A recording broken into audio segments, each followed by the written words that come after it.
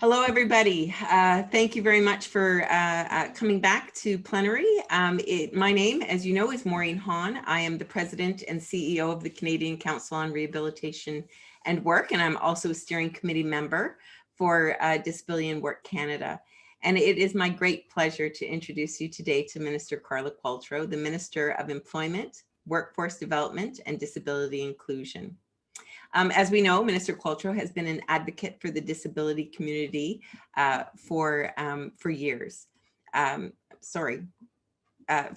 holds a special spot for us here at the Disability and Work Conference. She is a leader of change within the government on behalf of people with disabilities. Before entering politics, Carla was a successful human rights lawyer who practiced at both the federal and provincial levels. She also chaired the Minister's Council on Employment and Accessibility in British Columbia, was an adjudicator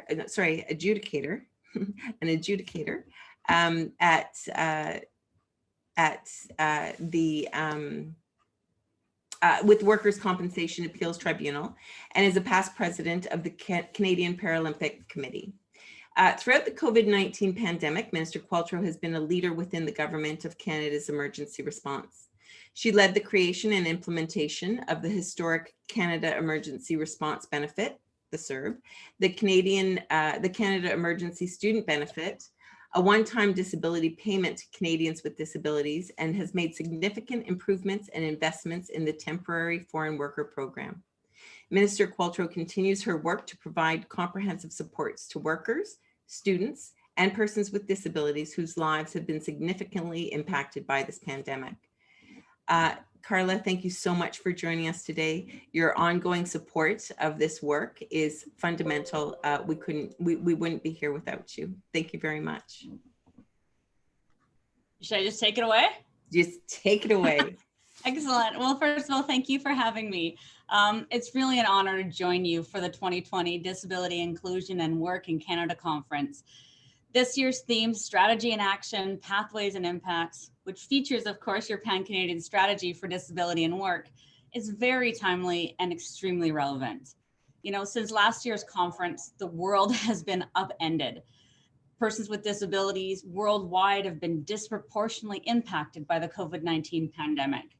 Major gaps in our core systems, including healthcare, have been revealed.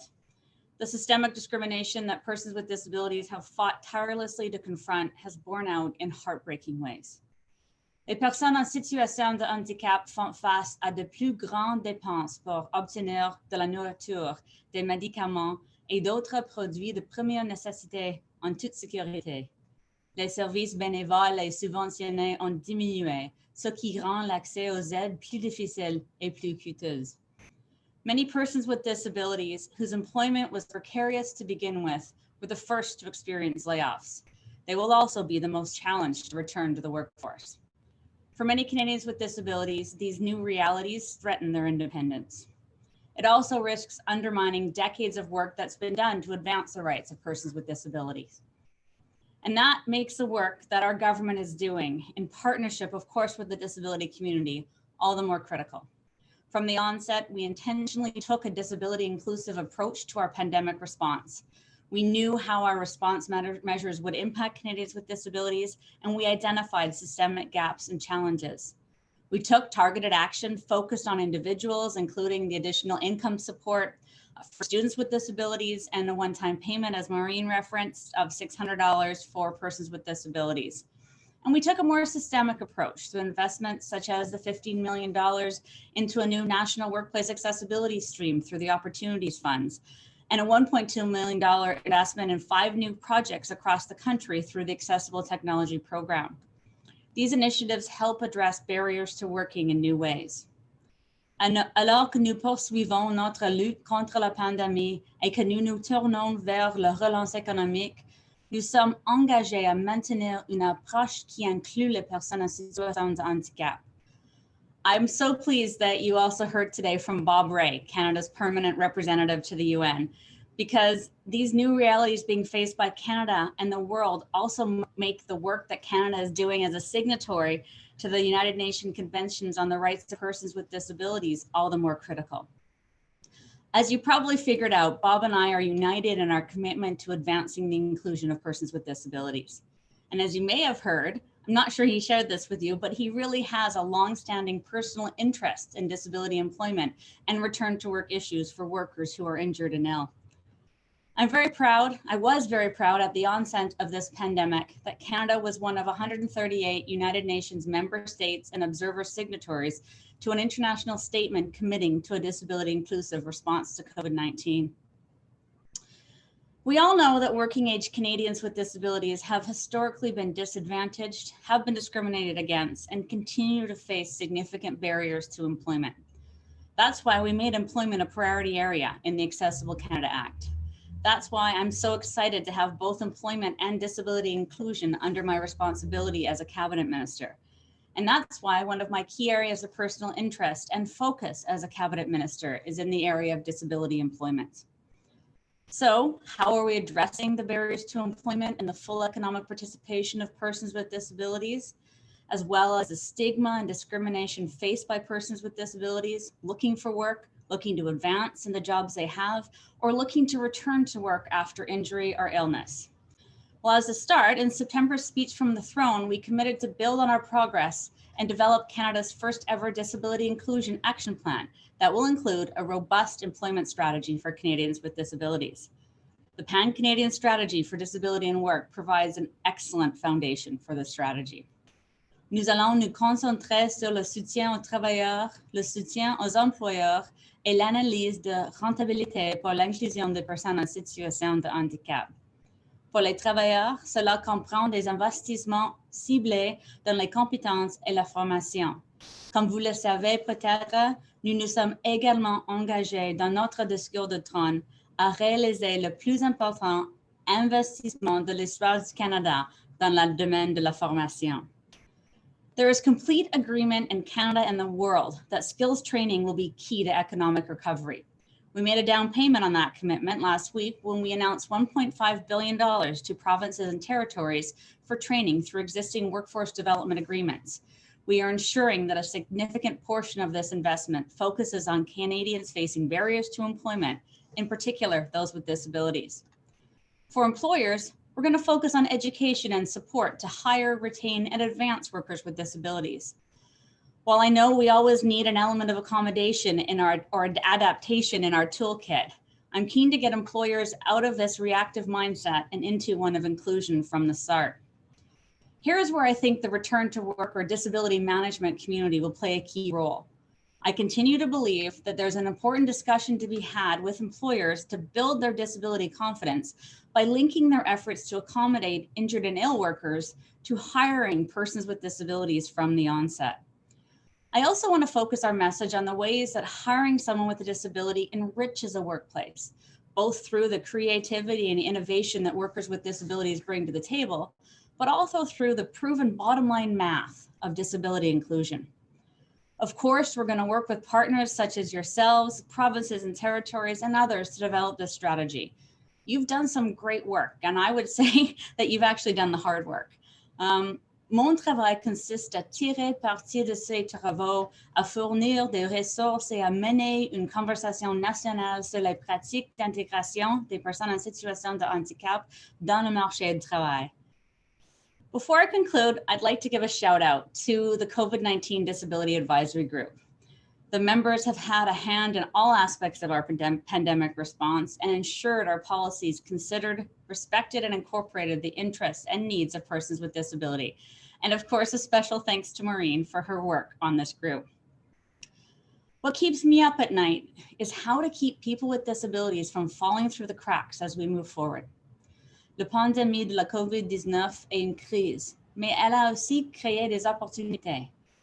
In keeping with this year's theme for International Day of Persons with Disabilities, if we're going to build back better, we need to build back together. And that means with the full participation of persons with disabilities. It really is nothing without us. Merci de m'avoir donné l'occasion de participer à cette conférence. Thank you very much. Be safe and enjoy your conversations. Minister Qualtrough, thank you so much. Merci beaucoup.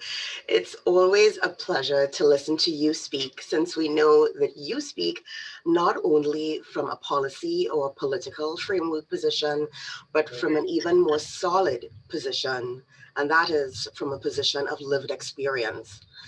Thank you for taking the time to be with us, not only today, but as far back as I can recall, practically every single one of these disability and work conferences. That shows commitment beyond the political.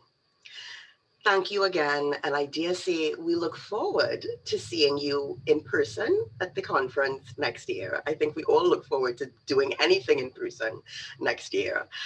I don't know about anyone else, but I feel like this half-day virtual day one of the conference was so rich that it felt like a full day.